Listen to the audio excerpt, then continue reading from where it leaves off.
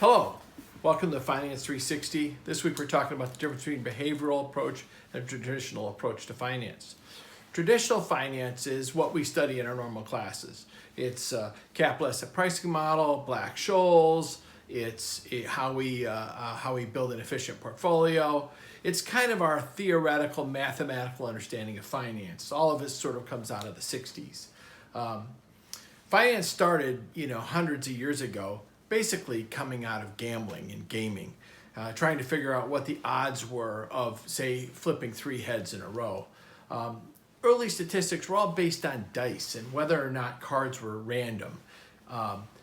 It was really developing probabilities for the first time. Thomas Bayes came up with the Bayes theorem, which is always about trying to forecast what was likely to happen based off of what information you'd already gained. This week we're going to talk more about classical finance, and we're also starting our reading of A Random Walk, chapter 8 and 9. Chapter 8 deals with modern portfolio theory. Chapter 9 talks about how risk and reward are correlated. As we work our way through the history of finance, we start talking about really when did we first started applying these mathematical tools to the finance background, and how well has that worked out for us. The big question always in finance and when you're doing gambling is this idea of what are the odds, what are the risks, what are the uncertainties. So if you have a situation with a fair coin, the odds are 50-50, it'll show up one side or the other. If you're playing a game with someone you don't know and they flip 6 heads in a row, how common is that? Is that likely, or is in fact the coin weighted? So the big problem on risk is how do we define it, right? Some risks we know. We have a known severity and we have a known frequency.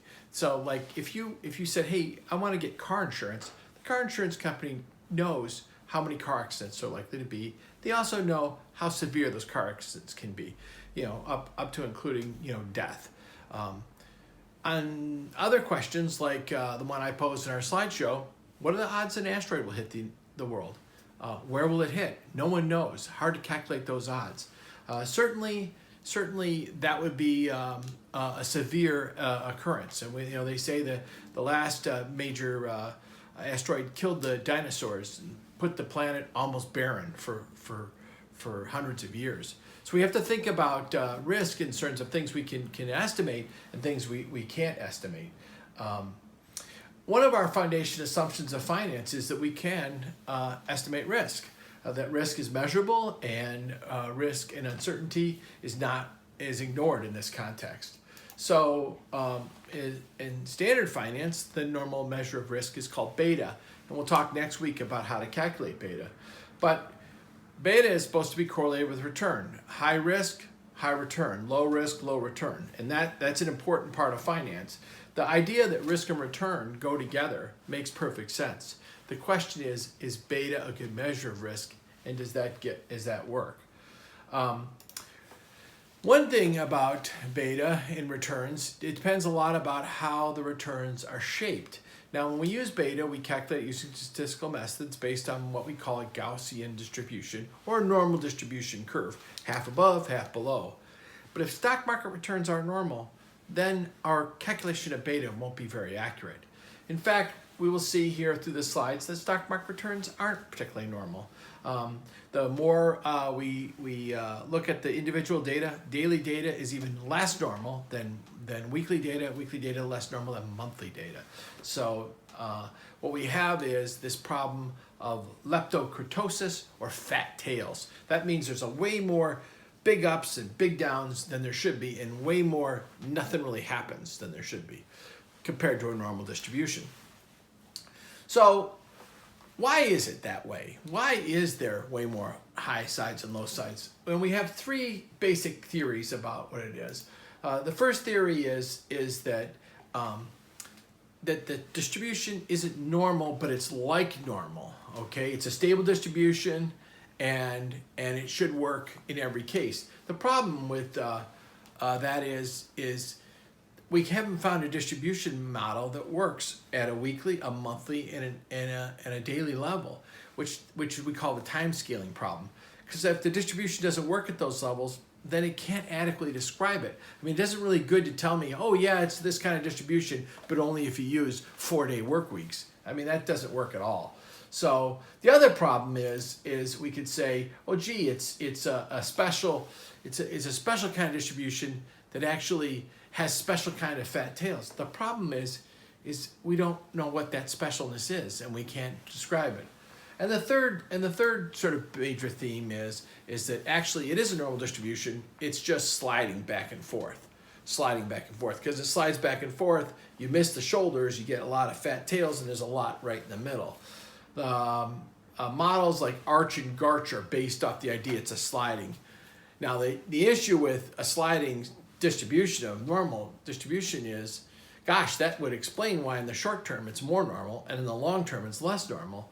But I mean, all of a sudden, hey, the stock market changes based off of yesterday. There is no sort of efficient market hypothesis that includes that the market today is affected by something that happened 2 weeks ago. So, and the other problem we have is who knows where it's going to go next. You know what I mean? Looking in the rearview mirror doesn't tell you much about how to drive down a mountain road. You know, so. Our problem then is trying to find a distribution that works. We look at power laws on the slideshow. We look at power laws. Power law is what we call Pareto optimality or Zipf's law. Take a look at it. It's interesting. Not sure it's helpful in identifying the right distribution. If it is some sort of a Cauchy distribution, as many suggest, that's what they call the blind archer distribution. That means the archer could shoot that way, or it could shoot that way, or backwards even.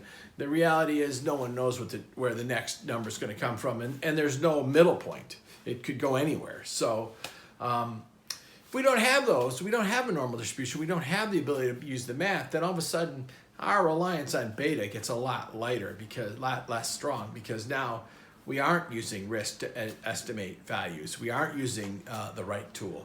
So one big thing we have to talk about, and we'll talk about more next week, is beta equal risk?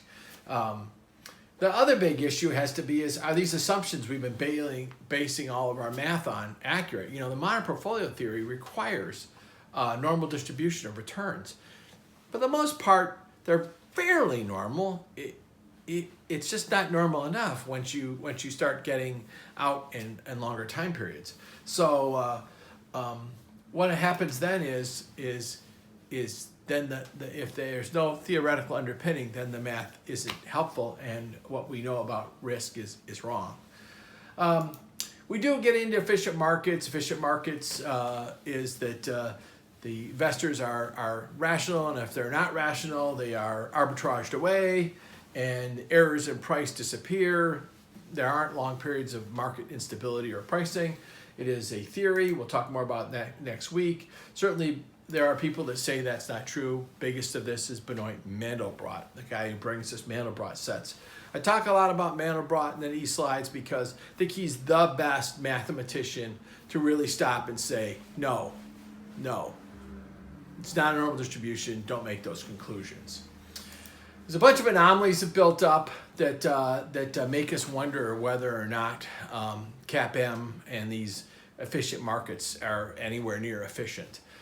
For instance, there's the price-earnings ratios. I can show that price-earnings ratios are not indicative of earnings, of what future earnings will be. In the short run, in the long run, they are predictive. Now, it's great that they're predictive. You ask, why does that matter? Well, if they're not predictive in the short run and they are predictive in the long run, then it tells you the distribution isn't normal. Normal distribution should be the same on both time scales. But it is predictive. I've got slides to show that. Ideas change slowly in finance and in any field. I quote Thomas Kuhn, who wrote the book, The Structure of Scientific Revolutions. Basically, we have a theory that's good enough, we work after a while, and eventually errors build up, and then we decide, hey, time for a new theory. Karl Popper says, we don't have the best theory. We just have the theory that works the best right now. We don't have the final answer. We just have a better answer than we had before. I'd like you to think about behavioral finance on top of traditional finance. That often gives us a better answer than the answer we had before. Surprise, in this week's slides, I put a poem in. This may be the only finance class you ever have a poem in.